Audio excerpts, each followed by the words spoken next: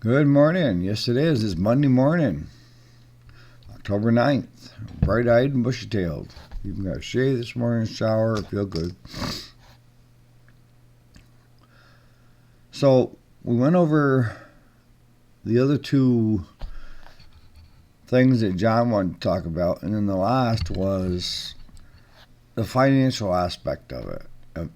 And when I say financial aspect, I'm going to talk in general so that I don't care whether you're running a vacuum cleaner sales or you're working on small engine repairs, business to business. Okay? So let's start there.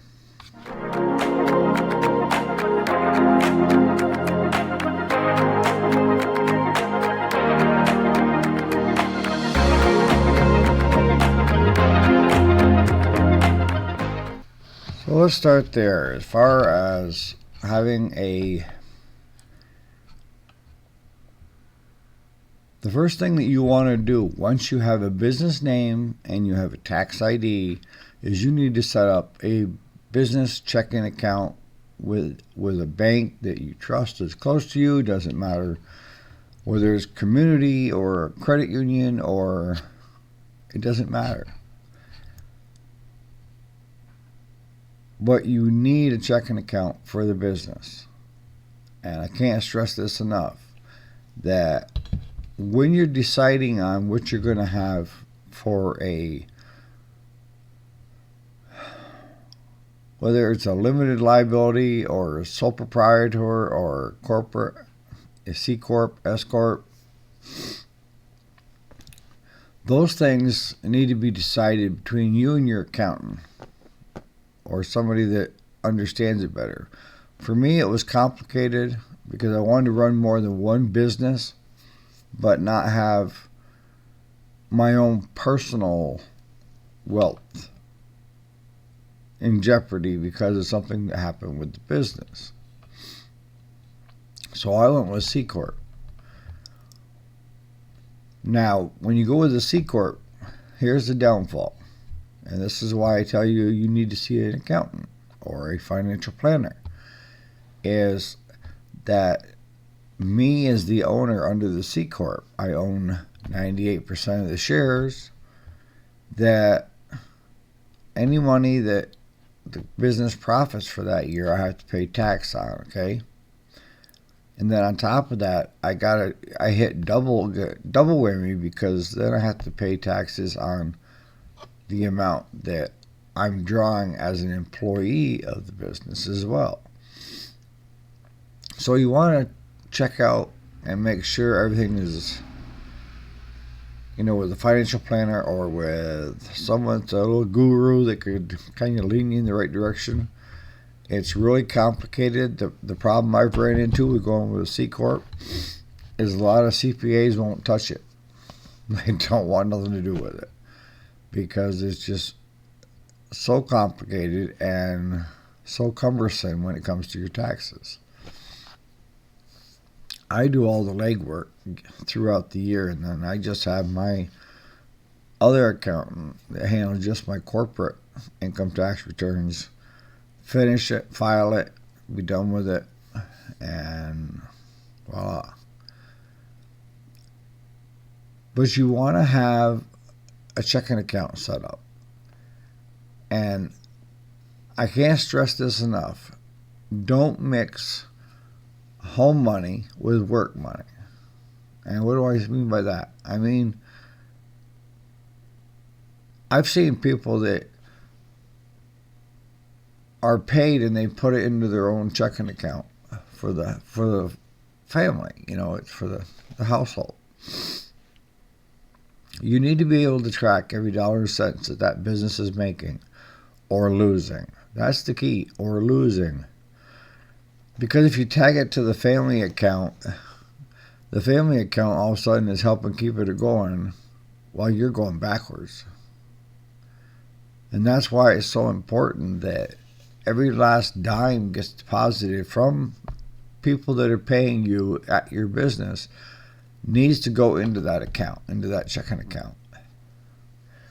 Now, I'm not saying that you may not have to float your business once or twice or 3 times, or maybe you have to shut it down.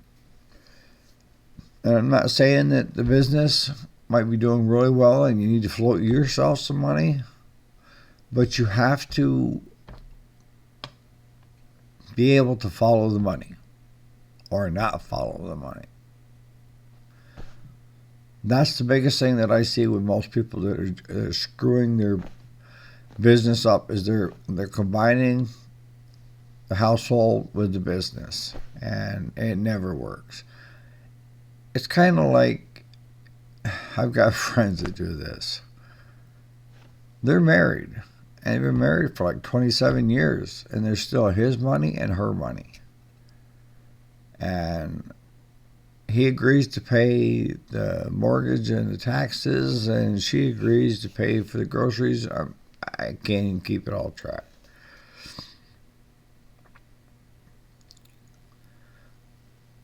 So that would be my first thing. The other thing would be, if you've watched very many of my videos, you'll notice that I stress to do it as so that you're not heavily laden with debt. You want to get in there and have as debt-free as you can be. Now, any business that I've ever dealt with, I've had to deal with some debt at some time. You know, it's inevitable. But there are creative ways to come up with money to provide that loan or that guarantee. And I talked about that last week, and use it or lose it. And that is, look around and find stuff that you no longer use that you're tripping over, and sell that and put that towards what you of growing your business. It'd be like giving yourself a loan. You're just swapping this asset to put it into this asset. The other is like with family and friends. But I've seen a lot of families, get destroyed over money. I'm telling you right now. Yeah, money is something that, whether it's inheritance or what have you, it's a bone of contention. So I would recommend that you borrow money from family and friends last. Right now, the interest rates are stupid. And it's stifling business because business is not willing to take out loans at this, exorbitant amount. You might better borrow it from the mob than you would from your regular banks. The big thing is how you set yourself up as far as the business goes. If you're an LLC or a sole proprietor, you can use your credit score. And you need to keep a 750 or better. I'm telling you right now, if you want to talk to any bank and get any kind of an interest rate, 750 or better. Anything below that, they're probably not even going to look at you.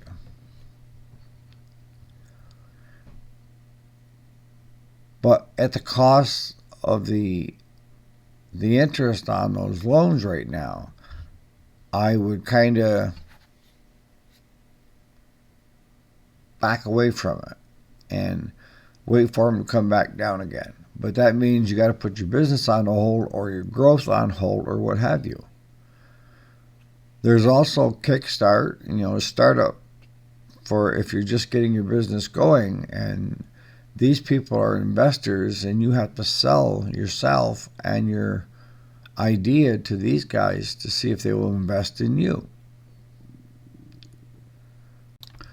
Now, if you're a C Corp, S Corp, and certain limited liability businesses, then you need to build credit and a credit rating with your business. Your business needs to borrow money and then pay it back. Just like you do when you borrow money for a car, you got to pay for it, get it back. No different for the business. But now the business is an unknown when it first starts. So if a bank is looking at you and looking at giving you a business loan, they want to see what your debt to asset relationship is. And if your assets are less than what your debts are, then you're kind of on the backward. Whereas if your assets are worth twice of what you have for debt, then the bank would look at that and they would put a hold on the asset. That's why I say you need to grow your business instead of going heavily in debt on something that is an unknown. Nothing in life is guaranteed. Okay?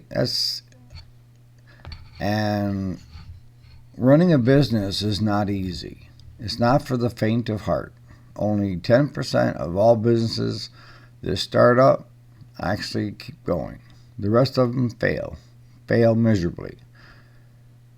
And part of it is because people don't want to put the extra time or effort into it, or they just have no business sense.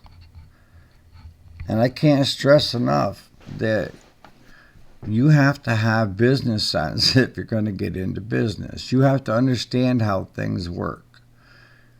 And if you're understanding how things work, you know that it doesn't matter. It could be 1 of 10 businesses. And I guarantee you that the 10 businesses that are actually making it all are following along the same logic.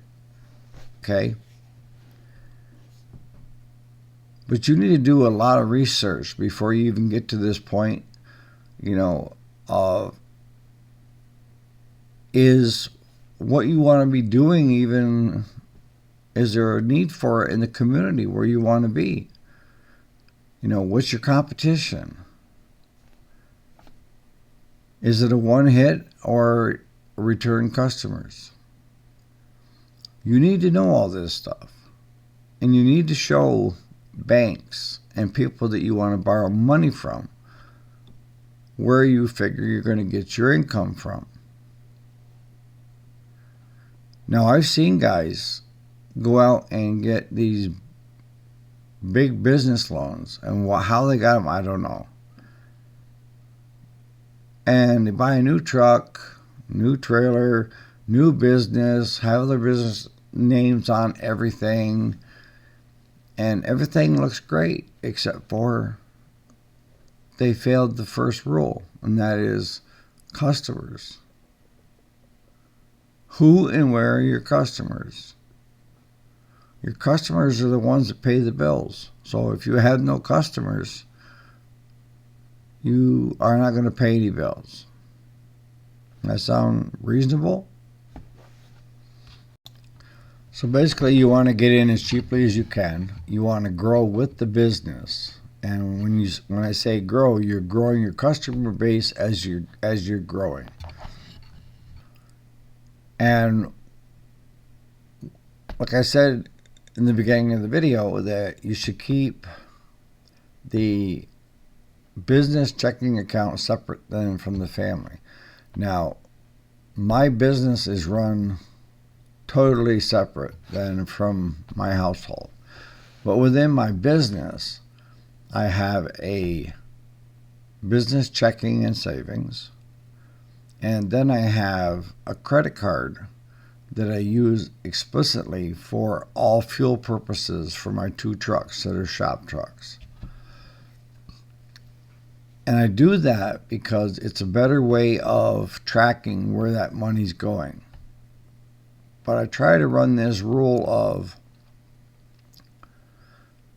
don't use a credit card unless you have money set aside to cover the cost of that credit purchase. And what do I mean by that? I mean, credit can be really good. but it can also bite you in the ass. So you have to use it wisely, and that is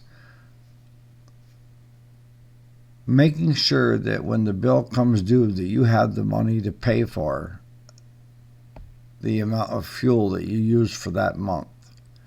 Same thing with using a credit card, again separate, for if you're buying supplies or what have you for your business.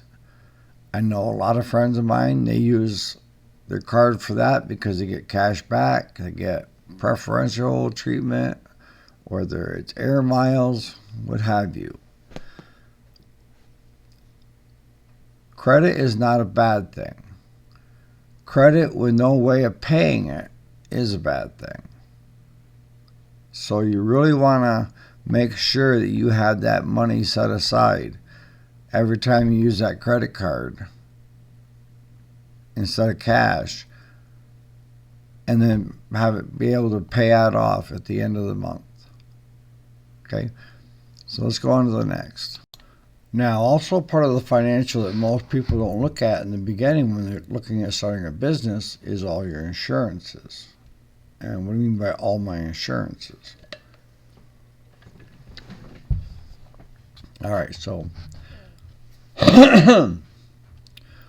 first insurance you're going to want is limited liability on the building, the property, and if you're a landscaper and you're out in public, you need to have liability insurance in case somebody gets hurt or so forth, or somebody falls at the business. You never know. And a lot of, like, if you're buying stuff from creditors, and when I say creditors, I mean like if you're buying from Joe Blow and he's giving you a credit thing of 10 grand or 15 grand for preseason inventory, what have you, and something happens to that, they want to be covered. And that's all part of your insurances that you have to have when you first start your business. Now, with us, with the business, I have the farm included with my business. So we have a $5 million policy that covers limited liability. So that's one thing that you're going to be paying out is straight liability insurance policy. And then if you're going to have employees, now you have all the other financial stuff. Workman's comp, and now you're paying in for Medicare, Social Security, federal, state, what have you. You have to look at all these things because I can tell you right now, I don't care what business you're in, it always seems like there's so much going out all the time. And they're asking for more every year for the same coverage.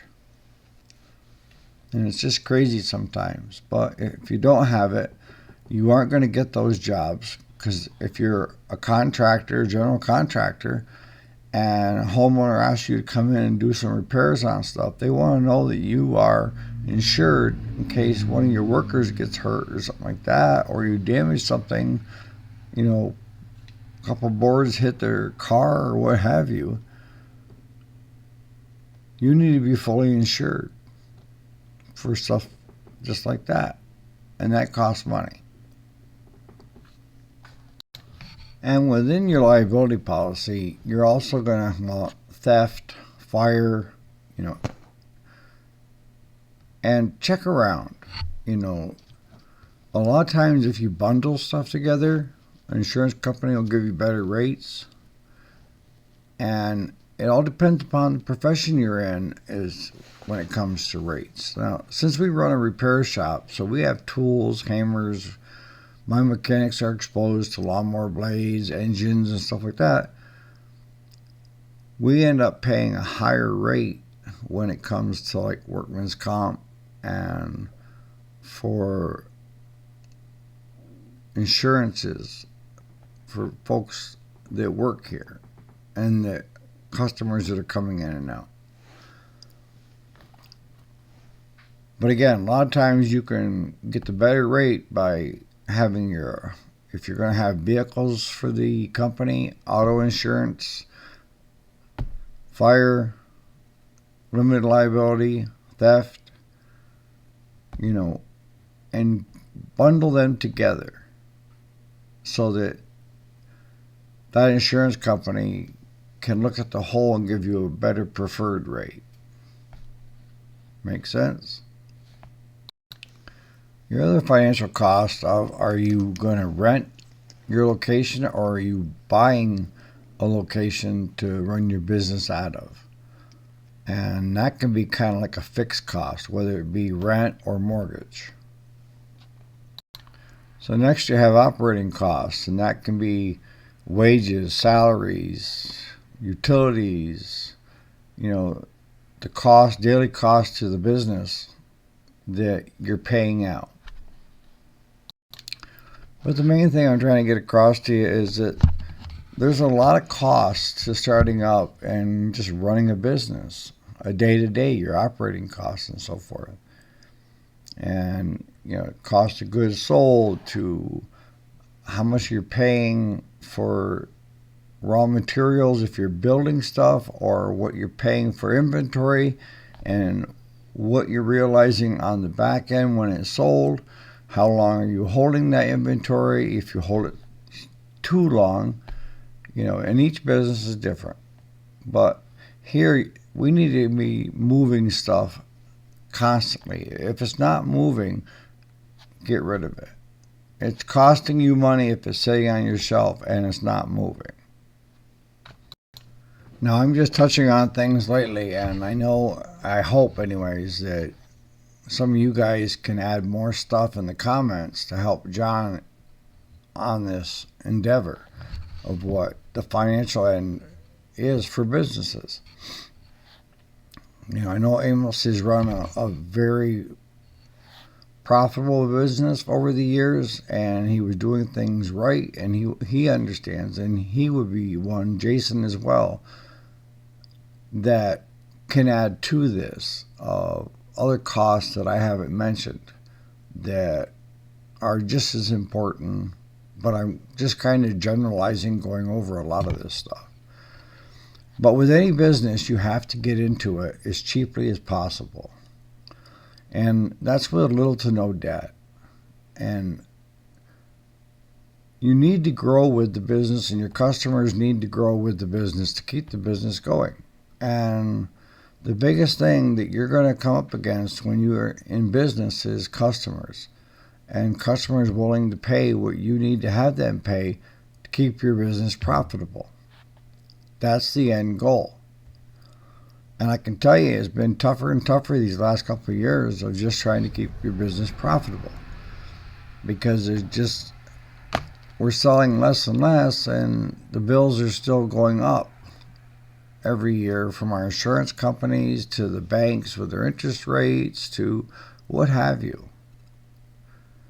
If you can start this business nights and weekends and watch it grow to the point of where you can step away from your regular 9-to-5 job and do this full time, that's great. That's the way I would do it.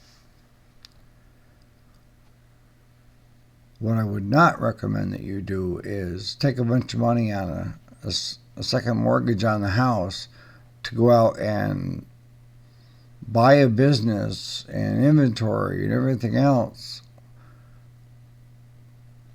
without understanding what business sense is, and understanding that 10% is the only ones that usually end up making it, and that you're putting so much at risk.